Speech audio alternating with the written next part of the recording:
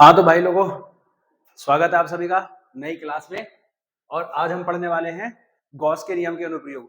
इससे पिछली वाली वीडियो में मैंने आपको सारी चीजें बताई हैं। गॉस का नियम क्या होता है, विद्युत फ्लक्स क्या होता है और विद्युत बल रेखाएं क्या होती हैं, सारी चीज मैंने आपको अच्छे से एक्सप्लेन की है।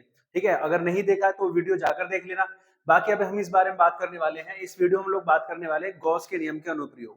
जैसे हम लोगों ने पढ़ा था कि गॉस का नियम होता है किसी भी बंद पृष्ठ पर, ठीक है, एक बार इसको समझ लो कि किसी भी बंद पृष्ठ पर उपस्थित अगर हम फ्लक्स निकालना चाहते हैं, इस बंद पृष्ठ का अगर फ्लक्स निकालना चाहते हैं और यदि इस पर हमें चार्ज दिया है कि इस पर जो है क्यू चार्ज हमने डिस्ट्रीब्यूट कर रखा है, तो अगर इस पर क्यू चार्ज दिया हुआ है तो इस पर जो गुजरने वाला फ्लक्स है वो फाई ई बराबर क्यू अपॉन एप्सिलॉन नॉट होता है।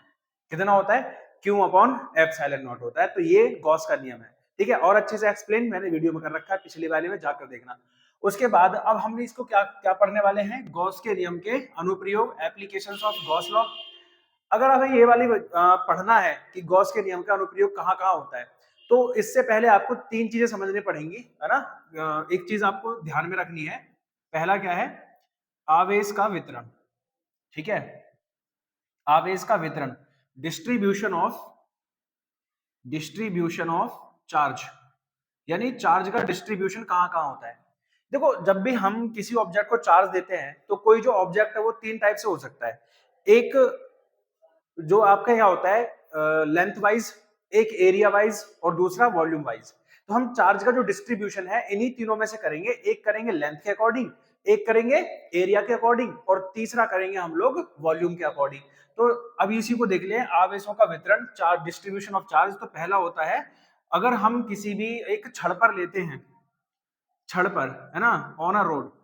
तो एक अगर हम लोगों ने रॉड ले ली और इस पर हम लोगों को क्या करना है, चार्ज को देना है। तो चार्ज जो है इस पर क्या होगा, डिस्ट्रीब्यूट हो जाएगा। मैंने आपको बताया कि चार्ज जब भी किसी ऑब्जेक्ट को देते हैं तो पूरे उसके सरफेस पर डिस्ट्रीब्यूट हो जाता है। ऐसे समझ लीजिए, मान लीजिए एक रॉड है, ठीक है, ये एक रॉड है और मैंने इसको क्यू चार्ज दिया, तो क्यू चार्ज इसके पूरे के पूरे सरफेस पर डिस्ट्रीब्यूट हो जाएगा।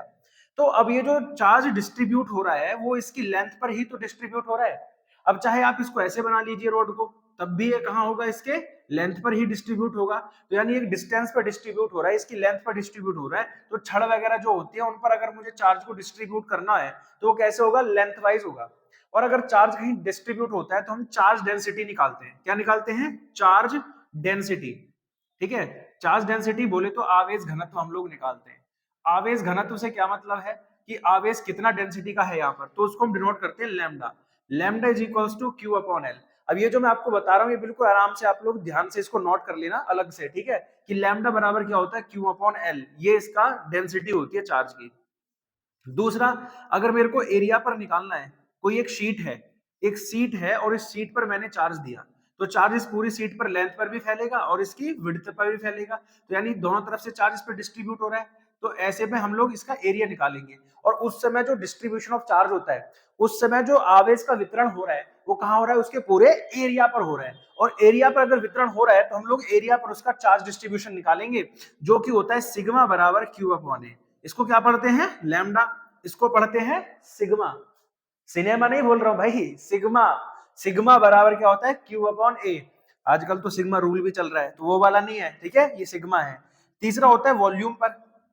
किस पर निकालते हैं, वॉल्यूम पर। अब मान लीजिए एक क्यूब है, क्या है, एक क्यूब, और इसको मुझे चार्ज देना है। तो चार्ज जो डिस्ट्रीब्यूट होगा इसके पूरे हर सरफेस पर जाएगा, इनसाइड, मतलब इसके इनसाइड सारे सरफेस पर वो डिस्ट्रीब्यूट हो जाएगा। तो इस समय ना तो इसका एरिया निकलेगा ना इसकी लेंथ निकलेगी, इसका निकलेगा पूरा का पूरा वॉल्यूम। और अगर मुझे इस पर निकालना है तो वो होता है आपका rho is equals to Q upon V. तो इस तरह से चार्ज का डिस्ट्रीब्यूशन तीन टाइप से हो जाता है। एक लेंथ पर हो जाता है, दूसरा आपका एरिया पर हो जाता है और तीसरा आपका वॉल्यूम पर हो जाता है। तो आपको ये तीनों बातें समझ में आ गई कि भैया क्या है, आवेश का वितरण होता है और कितनी जगह पर होता है, तीन जगहों पर होता है। एक होता है आपका लेंथ यानी लंबाई पर, जो कि छड़ लिख दिया मैंने। दूसरा होता है एरिया पर और तीसरा होता है वॉल्यूम पर। तो जो हमारा लेंथ पर हो रहा है उसको हम लिखते हैं lambda is equals to Q upon L. जो एरिया पर हो रहा है उसको लिखा है सिग्मा बराबर क्यू अपॉन ए। और जो आयतन पर हो रहा है, जो वॉल्यूम पर हो रहा है, उसको लिखा है सिग्मा रो बराबर क्यू अपॉन वी। तो ये चार्ज का डिस्ट्रीब्यूशन है, तीन टाइप से होता है। अब इसी के बेस पर, क्योंकि यहाँ पर यूज होता है, इसलिए मैंने आपको पहले ही एक्सप्लेन कर दिया है। अब इन्हीं के बेस पर मुझे आपको क्या समझाना है, गॉस के नियम का अनुप्रयोग। तो पहला अनुप्रयोग क्या है कि हमारे पास एक इन्फिनिटी लेंथ का एक छड़ है, अनंत लंबाई की एक छड़ है, इन्फिनिटी लेंथ की एक रॉड है, और उस रॉड पर मुझे क्या निकालना है, इलेक्ट्रिक फील्ड इंटेंसिटी निकालनी है, वैद्युत क्षेत्र की तीव्रता निकालनी है कितनी होगी। तो किसका नियम का प्रयोग करेंगे हम लोग, गॉस के नियम का प्रयोग करेंगे और उसको हम सॉल्व करेंगे। कैसे, देखते हैं।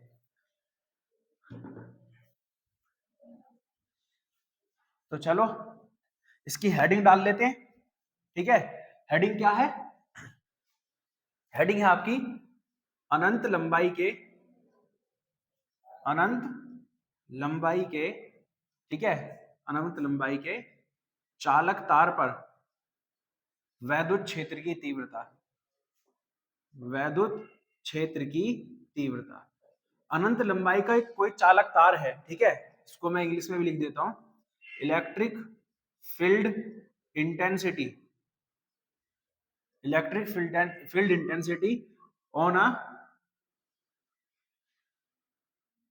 conducting wire of infinite length। ठीक है, इनफाइनाइट लेंथ का कोई एक क्या है, कंडक्टिंग वायर है, और इस पर मुझे क्या निकालना है, इलेक्ट्रिक फील्ड इंटेंसिटी। तो समझिए जरा, मान लीजिए ये वो वायर है जिसकी लेंथ क्या है, इनफाइनाइट है, और मैंने इसको क्या दे दिया, चार्ज दे दिया, और जैसे ही मैं इसको चार्ज दूंगा तो वो चार्ज मैंने कितना मान लिया, क्यू, कि मैंने इसको कितना चार्ज दिया है, क्यू चार्ज दिया है। अब मैंने आपको अभी समझाया था थोड़ी देर पहले कि जब भी हम चार्ज देते हैं तो चार्ज क्या होगा, इसके पूरे सरफेस पे डिस्ट्रीब्यूट हो जाएगा। अब ये चूंकि इनफाइनाइट लेंथ का वायर है, किसका वायर है, इनफाइनाइट लेंथ का वायर है, तो इस वायर की लेंथ आपको फाइंड नहीं कर सकते। अब हमने क्या काम किया कि यार कैसे निकालें इसको, डायरेक्ट इसमें फॉर्मूला लगा नहीं सकते आप लोग, E बराबर कोई सा भी फॉर्मूला, क्योंकि अभी हमने क्या पढ़ा था, वैद्युत क्षेत्र की तीव्रता या तो अक्षीय स्थिति में होती है, निरक्षीय स्थिति में, तो वो एक लिमिटेड दूरी के लिए थी जिसको हमने R माना था, लेकिन यहाँ तो डिस्टेंस ही नहीं है।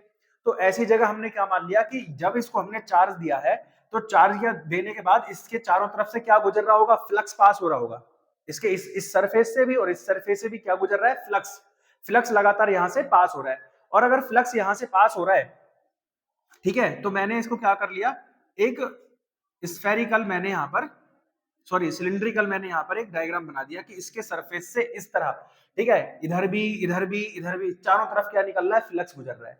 अब मान लीजिए इसी वाले से यहां से R मीटर की डिस्टेंस पर एक छोटा सा क्या है, एक मैंने एरिया मान लिया DA, इस छोटे से जो यहां से कितनी डिस्टेंस पर है, R मीटर की डिस्टेंस पर है, तो इसका मैंने छोटा सा एरिया मान लिया DA, जहां से जो फ्लक्स है वो कितना गुजर रहा है, D5, छोटा सा फ्लक्स भी यहां से पास हो रहा है इस सिलेंडर के सरफेस से, क्योंकि चारों तरफ से तो निकल ही रहा है, इधर भी, तो किसी भी एक सरफेस पर मान लो, है ना, किसी भी एक सरफेस पर मान लो, या तो इधर वाले पर मान लो या इधर वाले पर मान लो। तो मैंने R डिस्टेंस पर एक क्या मान लिया, आपका DA एरिया है, जहां से क्या गुजर रहा है, D5 फ्लक्स गुजर रहा है।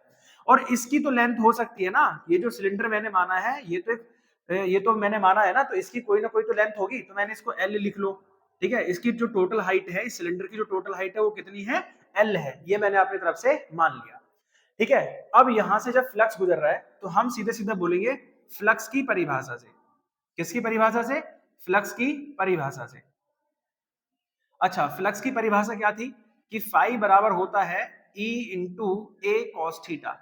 अब यहां मुझे बताओ, जब इधर फ्लक्स गुजर रहा है तो थीटा कितना हो गया, 0 डिग्री हो गया, तो फाई E बराबर कितना बचा, E इंटू ए, ठीक है, क्योंकि कॉस 0 की वैल्यू क्या होती है, 1 होती है।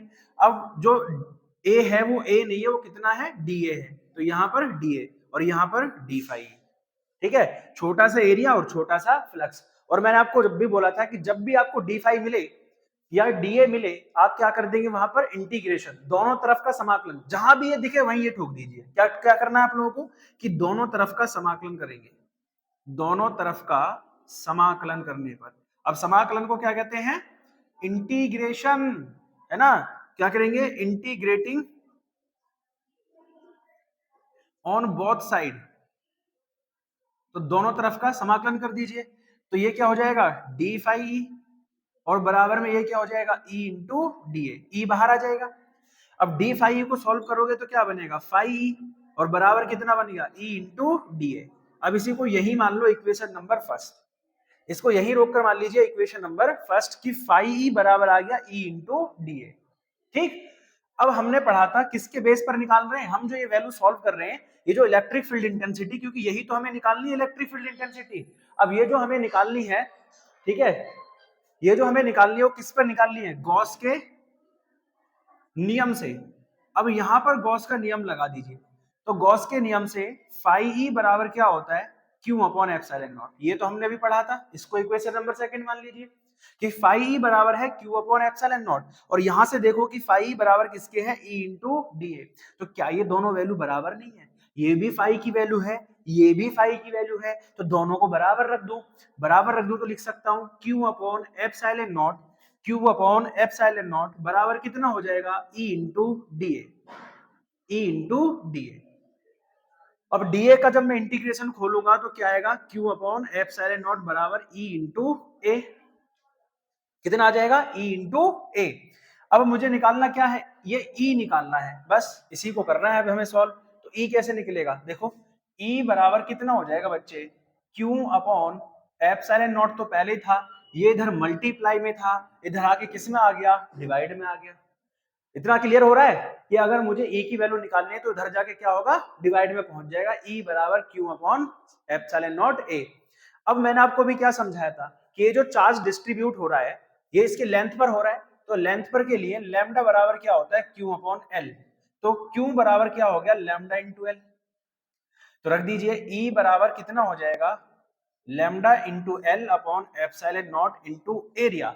अब ये जो एरिया है किसका निकलेगा, पूरे के पूरे सिलेंडर का, और सिलेंडर का सरफेस एरिया कितना होता है बताओ जल्दी फटाफट से, जल्दी जल्दी बताओ फटाफट, कितना होता है, 2πr l। कितना होता है, 2πr h होता है, लेकिन h नहीं है, कितना लिखा है मैंने, l।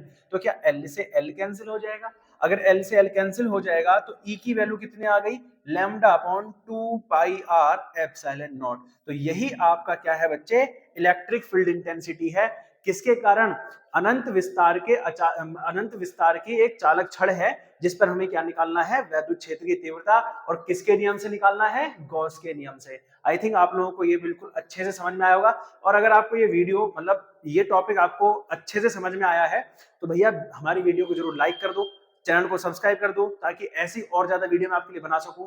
ठीक है भाई, मिलेंगे अगली वीडियो में।